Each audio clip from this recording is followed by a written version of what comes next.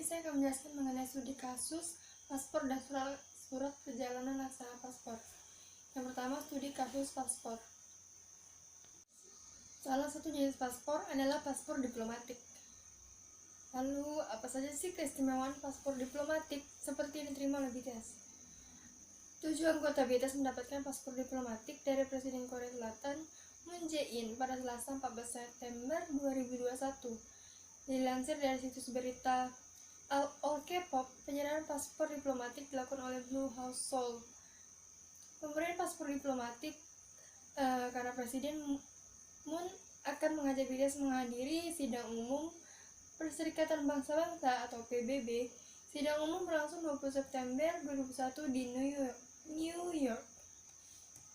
Dengan paspor diplomatik, Korea Selatan memungkinkan pemegangnya, termasuk BTS, bepergian ke 199 negara atau wilayah tanpa visa. Namun, visa tetap dibutuhkan bagi pemegang paspor diplomat Korea Selatan ke negara-negara seperti Ghana, Sudan, Libya, Yaman, Afghanistan, Bhutan, Kuba, dan Nigeria. Dilansir dari situs Kementerian Luar Negeri Negara Republik Indonesia, paspor diplomatik diberikan untuk diplomat dan pejabat pemerintah lainnya.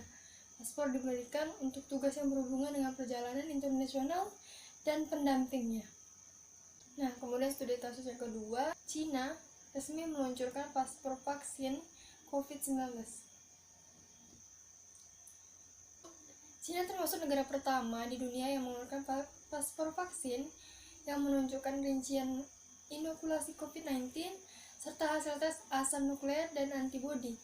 Warga negara Cina dapat mendaftar untuk mendapatkan sertifikat ini pada mini program WeChat yang dirilis pada Senin 8 Maret 2021. Momen ini tepatnya sehari setelah Menteri Luar Negeri Wang Yi mengumumkan inisiatif tersebut pada konferensi pers tahunannya. Paspor vaksin COVID-19 ini tersedia dalam bentuk format digital dan kertas. Beragam upaya diterapkan dalam dunia perjalanan selama masa pandemi COVID-19. Salah satunya Cina yang meluncurkan paspor vaksin COVID-19 untuk mengantisipasi perjalanan internasional. Nah, kemudian studi kasus yang ketiga, imbas pandemi, pengajuan paspor baru di Bekasi turun drastis pada tahun 2021. Kantor Imigrasi kelas 2 Bekasi mengungkapkan permintaan penerbitan paspor baru mencapai 4.092 hingga 21 Oktober 2021.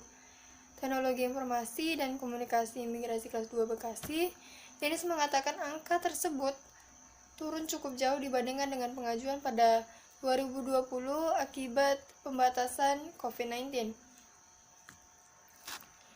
Denis merinci dari 4.092, 800 diantaranya paspor untuk umroh dan 275 untuk haji.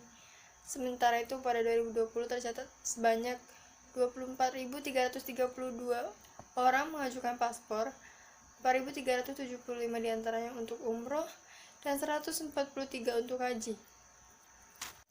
Nah, kemudian studi kasus berikutnya mengenai surat perjalanan laksana paspor.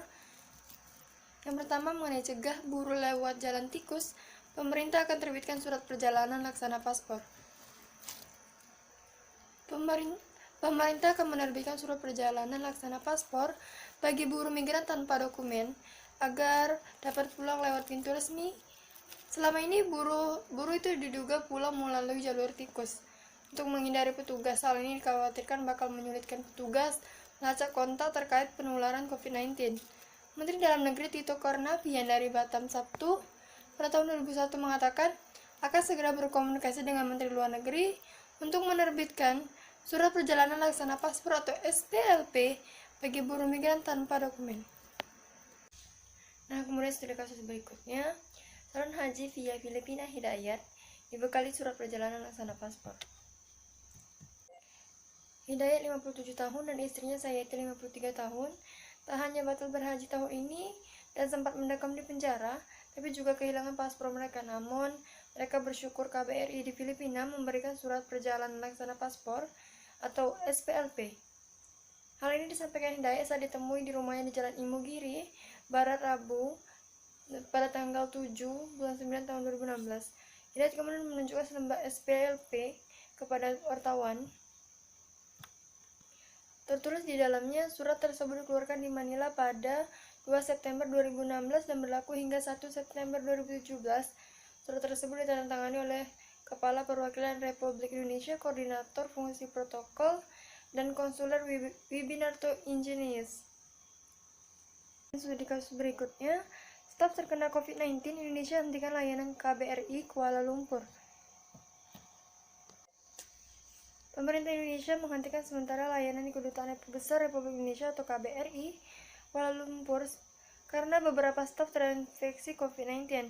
Selain layanan di tempat, pendaftaran online untuk paspor atau surat perjalanan laksana paspor, SPLP juga dihentikan sampai batas waktu yang belum ditentukan.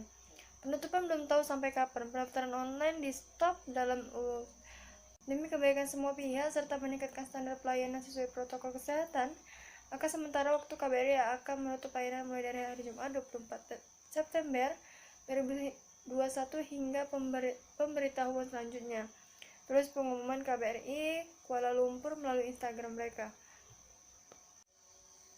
Sekian yang dapat saya sampaikan, lebih dan kurang saya mohon maaf. Saya akhiri dengan wabillahi taufiq wal hidayah. Wassalamualaikum warahmatullahi wabarakatuh.